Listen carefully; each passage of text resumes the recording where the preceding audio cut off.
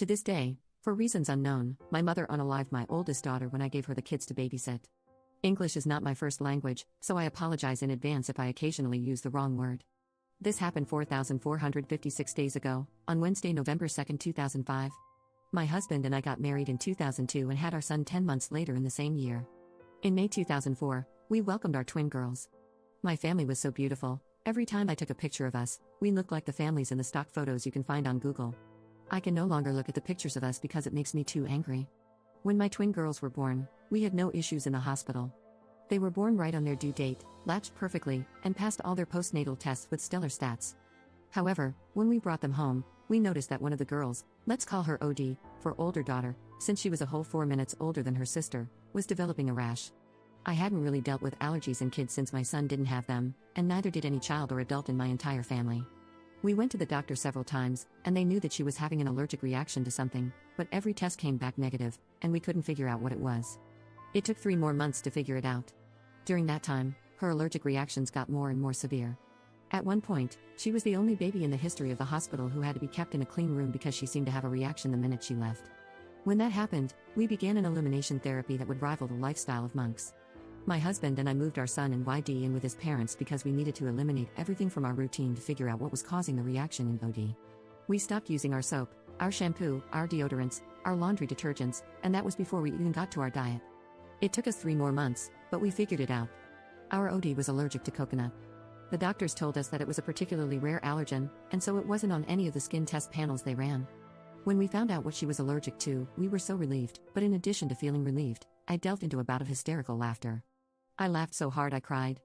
You see, I come from a culture that uses coconut almost religiously. It's in our cooking, we break a coconut open at religious events, it's used in almost all sweets, it's in everything. The reason I was laughing was because of how much I hated one particular use for coconut. When I was a kid, my mother would put coconut oil in my hair all the time. It looked greasy as hell, I hated it, and once I was old enough to start doing my own hair, I never put that stuff in my hair again. We told my mother, and she laughed as well. She made jokes about how my baby must have heard me talking about my hatred for coconut oil while she was still cooking inside me and decided that she needed to hate it too. We all had a good laugh and left it at that, or so I thought. My mother and I have always had a contentious relationship at best. We got along well enough, but we vehemently disagreed on certain topics. As far as raising my kids, she was hands-off and respected all of my decisions, even if she didn't like them sometimes. The only thing she continually got on my case about was the coconut oil thing. You see, my girls have very textured and curly hair. It was a little on the rough side, and my mother always insisted that a little bit of oil would make the curls soft and more defined, but I always said no. Sure, we could have used a different type of oil, but my girls were still so young, and the allergy process had made me terrified of incorporating new things into their routine. I made sure I explained why to my mom too. She remembered what we'd gone through with OD and her allergy. She even brought me food and clothes at the hospital more than a few times.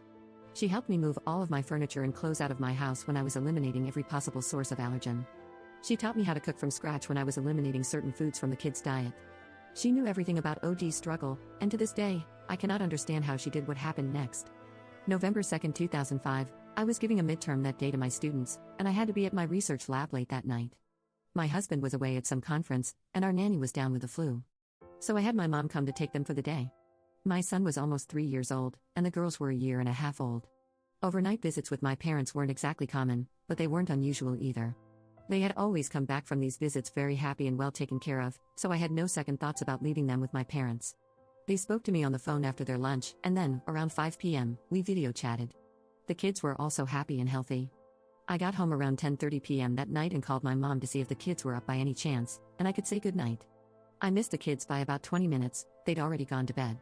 So I talked to my mom for a little bit, but she's a pretty early sleeper too, so we hung up and went to bed. I woke up around 5 a.m. the next morning to go pick up my husband from the airport at 6. I picked up my husband, and neither one of us was very hungry yet, so we thought it'd be a nice treat to pick up the kids first and go to brunch with my parents. We got to my parents' house at 7:45 a.m. My parents weren't there. My son was at the neighbor's house and ran outside with the neighbor as soon as he saw his daddy and me pull up. He was hysterical and crying, and I couldn't calm him down. My blood pressure was rising because now I'm thinking that something horrible had happened to my parents. My neighbor tells me that she isn't sure what's happening, but there was an ambulance at my parents' house at 6 a.m., and my dad had run over and woken them up to see if they could watch my son for a few hours. I'm calling my parents nonstop at this point, and I'm getting frantic because I don't know what's happened. My son was still crying, but he was calmer. He still couldn't really explain to me what had happened though. I honestly don't remember the details of what happened next, but somehow we figured out that the ambulance was from a hospital nearby and we broke several driving laws trying to get there. We got to the hospital, pulled into the emergency entrance that was for ambulances only, left the car, and bolted inside. A few nurses took notice of us immediately and were asking us what was wrong. I was calmer than my husband at this point, so I explained that I didn't know, but my twin girls and my parents were here somewhere. I'll never forget the look on that nurse's face. She knew exactly who I was at that moment, and she was about to cry. Another nurse took me and my husband to an empty room and asked us to calm down and listen to the doctor before we went to find my family. My mother had put coconut oil in both my daughter's hair when they were playing the previous day before bed. The girls loved it when my mom did their hair, so they had asked for braids, and my mom was doing their hair. She put coconut oil in both their hair because it would make for smoother braids. According to my son, OD started to get a little dizzy and itchy when my mom was doing her hair, so my mom gave her some kids' Benadryl, which made her sleepy. Since it was close to bedtime anyway, the kids then went to bed.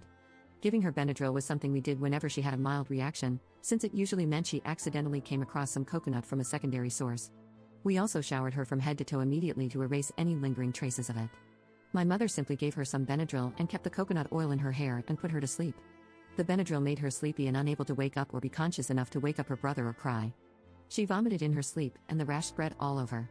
Her little body was swollen to twice the size. She had asphyxiated in her sleep. She went painfully and slowly in the early hours of the morning. My mother found her when she went to check on the kids in the morning around 7 a.m. She was already gone by then. My mother screamed, called for my dad, and that's when they went to the hospital. My dad hadn't known about the coconut oil until my mom explained, and to this day, I've never seen my father so angry. He was still unable to look at my mother, out of fury, or me, out of shame, when I saw him at the hospital. They had rushed to the hospital hoping there was some way to save OD and to get YD checked out immediately since he thought she might have a mild allergy as well. I can't even explain to you the emotions my husband and I felt. I remember seeing my little girl and just being in denial. There was no way that she was gone. This had to be a horrible, horrible nightmare. The following days, the funeral, and explaining to my other kids what had happened are events I still can't talk about because it just breaks a part of me. My mother was investigated, as was my entire family. I almost lost my kids to my country's version of CPS once because they thought my kids were in danger. My husband and I had to fight tooth and nail to show that uprooting them during this time would be the worst thing for them at the moment. My mother was never arrested. My father did leave her, though they're not officially divorced. The majority of my mother's family refused to speak to her, and the few that do speak to her only do so on a limited basis.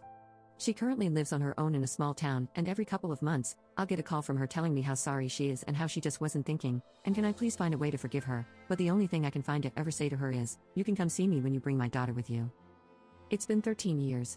Our son just got his license this year, and YD is going to start high school soon.